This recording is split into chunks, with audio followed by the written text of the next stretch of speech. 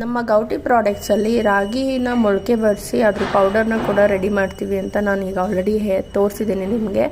So ಇದು ಬಂದು ರಾಗಿ ಲಡ್ಡುನ ಕೂಡ ಮಾಡ್ತಿದ್ದೀವಿ. ನಮಗೆ ಆರ್ಡರ್ ಹೇಗೆ ಬರುತ್ತೆ ಅದ್ರ ಬೇಸಿಸಲ್ಲಿ ನಾವು ಪ್ರಾಡಕ್ಟ್ನ ರೆಡಿ ಮಾಡಿ ಅವರಿಗೆ ಕಳಿಸ್ಕೊಡ್ತೀವಿ. ಸೊ ಅದಕ್ಕೆ ಇಲ್ಲಿ ನಾನು ಮೊಳಕೆ ಬರೆಸಿರೋ ರಾಗಿನ ನಿಮಗೆ ತೋರಿಸ್ತಾ ಇದ್ದೀನಿ. ನೋಡಿ ಎಷ್ಟು ಚೆನ್ನಾಗಿ ಮೊಳಕೆ ಬಂದಿದೆ. ರಾಗಿ ಯಾವಾಗಲೂ ಈವನಾಗಿ ಮೊಳಕೆ ಬಂದ್ರೇ ಎಲ್ಲ ಕಾಳುಗಳು ಮೊಳಕೆ ಬಂದಾಗ ಮಾತ್ರ ಅದರಲ್ಲಿರೋ ಪ್ರೋಟೀನ್ ಅಂಶ ಜಾಸ್ತಿ ಆಗೋದು ಆ್ಯಂಡ್ ಅದರಲ್ಲಿರೋ ಕ್ಯಾಲ್ಶಿಯಮ್ ಕೂಡ ನಮಗೆ ಪೂರ್ತಿ ಅಬ್ಸರ್ವ್ ಆಗೋದು.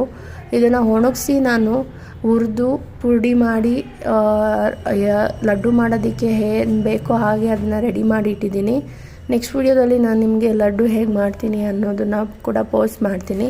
ಸೊ ನಿಮಗೂ ಏನಾದರೂ ಈ ಮೊಳಕೆ ಬರಿಸಿರೋ ರಾಗಿ ಪೌಡರ್ ಬೇಕು ಅನ್ನೋದಿದ್ದರೆ ಅಥವಾ ರಾಗಿ ಲಡ್ಡು ಬೇಕು ಅನ್ನೋದಿದ್ದರೆ ಸ್ಕ್ರೀನ್ ಮೇಲೆ ಕಾಣ್ತಾ ಇರೋ ನಂಬರ್ಗೆ ವಾಟ್ಸಪ್ ಮಾಡಿ ಆರ್ಡರ್ ಮಾಡ್ಕೊಳ್ಳಿ.